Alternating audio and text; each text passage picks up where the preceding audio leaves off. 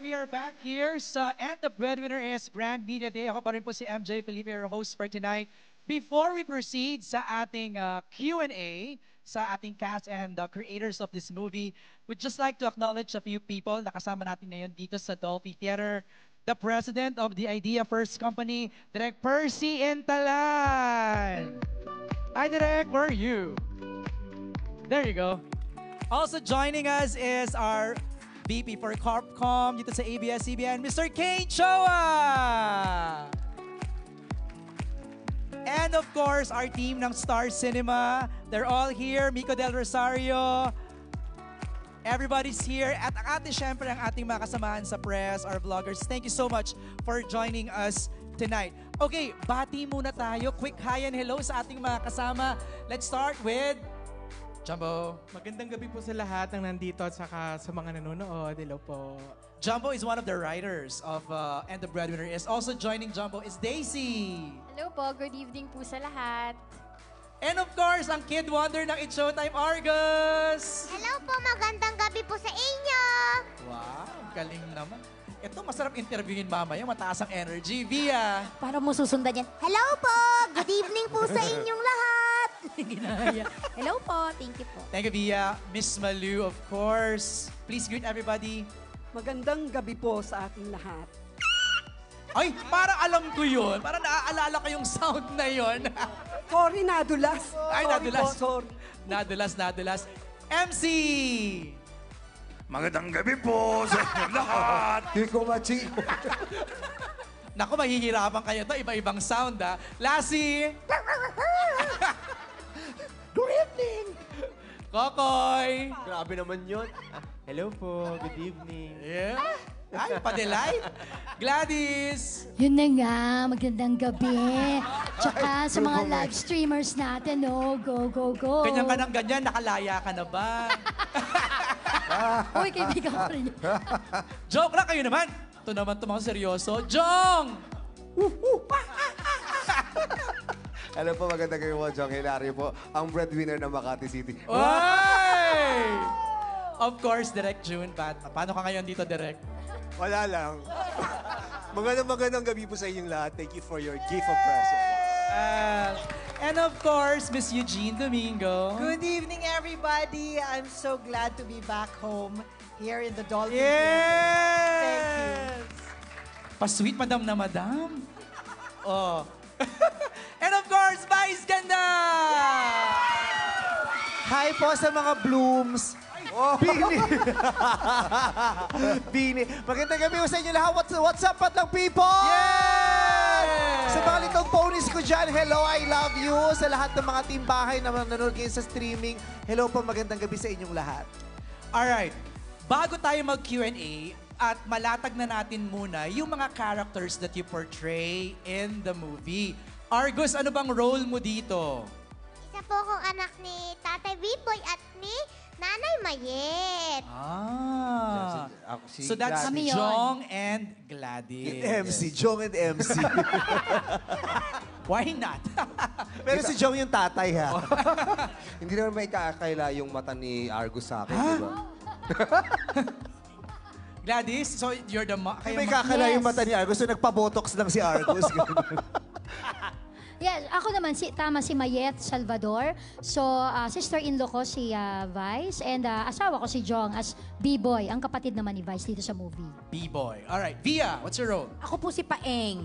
Ayan. Paeng? Paeng ang name ko. Kaya babaihan ako, pero doon sa palabas, ayan, of course, Paeng, pinsan at tagapangalaga kay Momsy. Mom C, Miss Ayun Malu? po. The accent falls on the first syllable, ma'am. Ma'am. Ako po ang ma'am ng ating breadwinner at ang iba pang mga kasama sa pamilya. Ayun. MC Lassie, anong role nyo dito? Actually, love interest po ko ni Kokoy. Ay, Charot. alam niya? Hindi niya alam. Actually, ako po si Jovi rito at asawa Jovi? ko. Jovi ang name ko. Oy. At best friend ni Bambi at asawa ko po si MC Rito. Makaasawa ka naman. Totoo ba yun, MC? Totoo. Ako si Easy rito. Mag-partner kami rito ni Lassie. At syempre, kaibigan ni Bambi. Asawa, ayun, ba't party baka akala magbarka magkasama kayo sa O sige, negosyo? mag-asawa kami para pwede hiwalayan. Kasi may isang eksena rito patutunayan nilang mag-asawa po sila. Yun ang aabangan nyo talaga. way!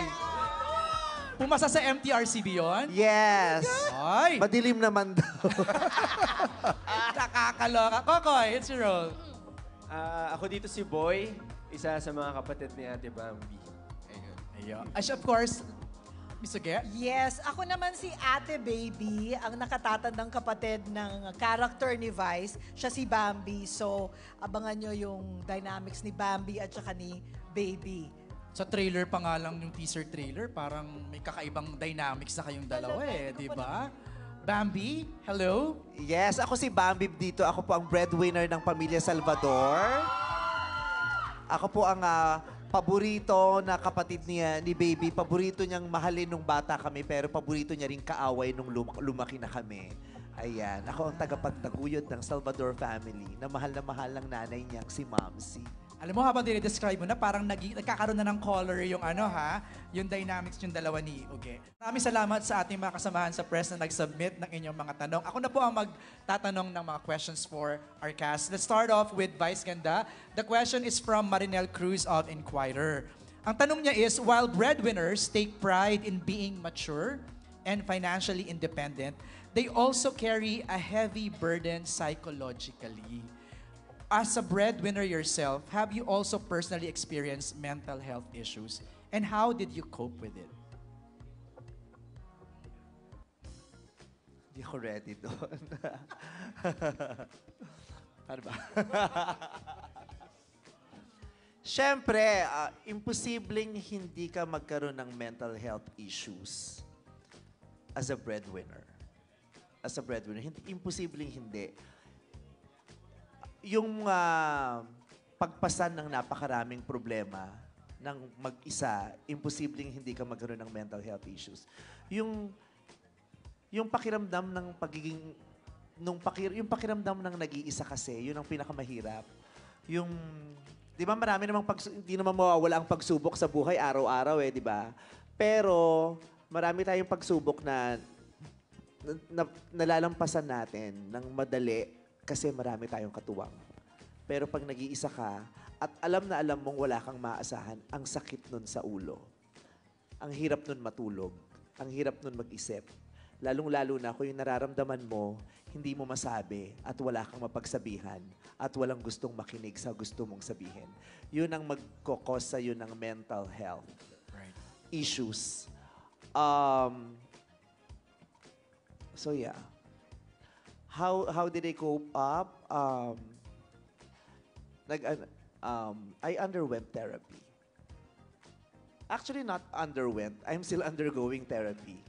Nagte-therapy ako. Nag-therapy ako noon at hanggang ngayon nagte-therapy pa rin ako. At yun ang isang bagay na hindi ko gustong ihinto. Parang ginagawa kong regular yung pagte-therapy kasi gusto kong matulungan ang sarili ko kasi marami pa akong gustong gawin. Katulad ng maraming breadwinners, marami pa siyang pangarap. Marami pa akong pangarap, marami pang nakapasan sa akin, marami pa akong gustong gawin. Gusto kong manatiling malusog, hindi lang ang pangangatawan ko, kundi ang kaisipan ko. Kaya nagte-therapy ako hanggang ngayon. Yun. This is something na hindi ko masyado kasi nasi-share pa. Right. Kaya nabigla ako parang, pero naisip ko parang, ano namang nakakahiya kung nagte-therapy ako. Tama. Diba? Yeah. At saka gusto ko ring malaman nyo, nagte-therapy ako. I am proud of it. At ito ay isang bagay na hindi natin dapat pinagdadalawang isipan na gawin dahil going to a therapy or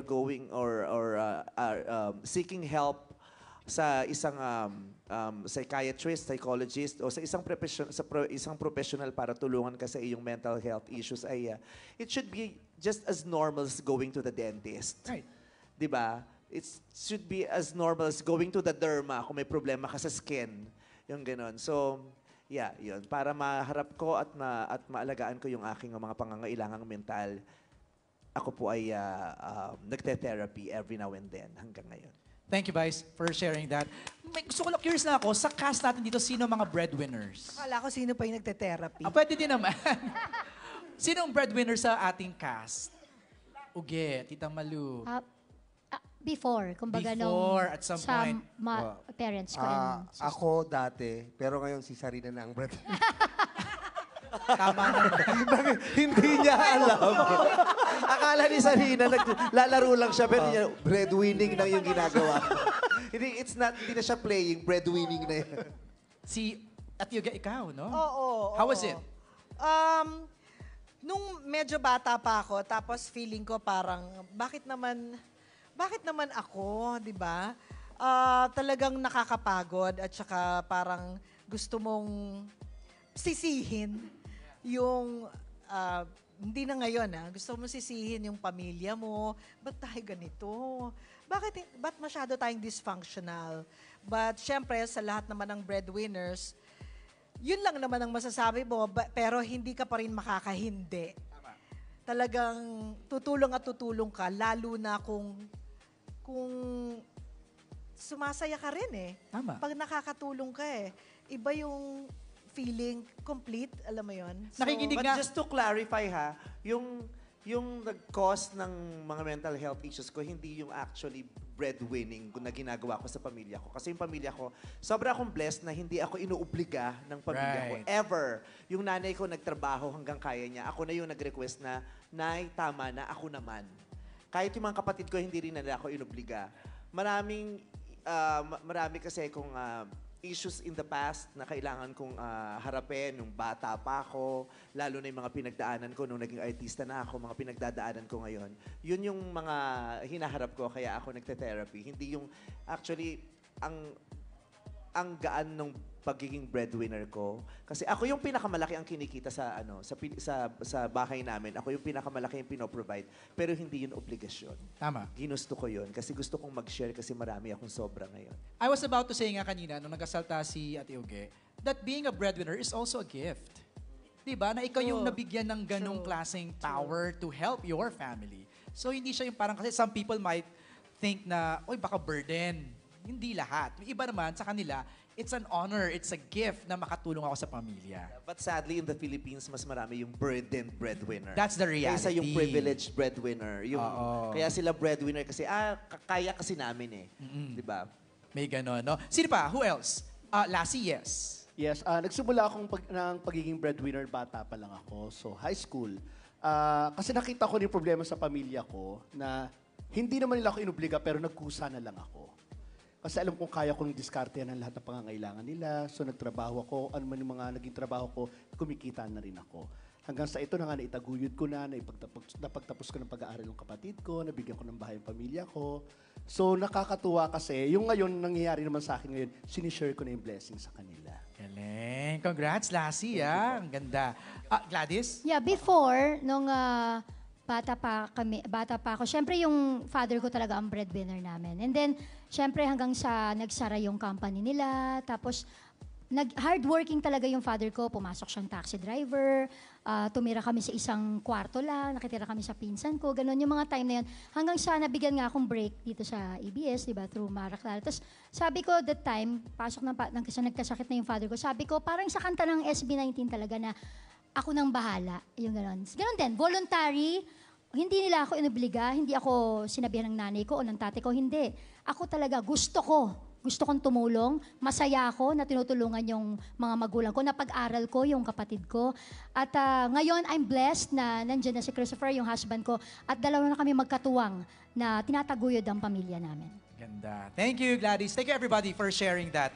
Ang next question, Marinel, is for Eugene. What's it like being Mrs. Danilo Butoni? Are you currently in an LDR? Ang sosyal ng apelido. Diba, no? What's it like being Mrs. Danilo Butoni? Gustong-gusto niya yan pag yun ang topic. Gustong-gusto niya yan. Oo, kahit sa shooting, minsan naiinip pa siya, parang kailan pa mabubuksan yung topic tungkol sa pag-asawa ko. So, ayan. Go again. Katulad din ng pagiging breadwinner at pagtulong sa pamilya, ito naman yung part na ako naman, yung masaya, kumpleto, ganon. So tama lang ang dating ng mga chapters sa buhay ko. So kung noon medyo chaotic or marami akong tanong, ngayon parang nasagot lahat ng tanong ko at parang lahat ng ginagawa ko sa trabaho, para sa pamilya ko, buong-buo yung puso ko. Parang, sabi nga ni Vice, ang motivation lang naman talaga ng lahat ay love. So, ayun. Nahihirapan ako sagutin talaga to. Mahirap ba daw yung LDR, sabi ni Marin. Tanong ni Marinel. Yes, mahirap ang LDR. Maraming... Mahirap daw kasi yung video-video lang, di ba? Nahirapan ako, muntik na ako. Yun ang siguro sabi, ang hirap kasi magbibideo ka na, tapos magtatanggal ka pa ng bra, tapos isa lang hawak mo cellphone, yung ganun. Nahihirapan daw siya. Diyos ko, delikado itong pagsagot na to. Oo, mahirap mag-LDR, pero kung handa naman kayo at creative kayo. Yan! Yes, yun na lang, yun na lang, yun na lang. Creative kayo, makakarating din kayo sa finish line. Ang mga breadwinners talaga, madiskarte. Oo, yung ibang pinakamahirap na diskartehan niya, yung paba. Thank you again. Maraming salamat.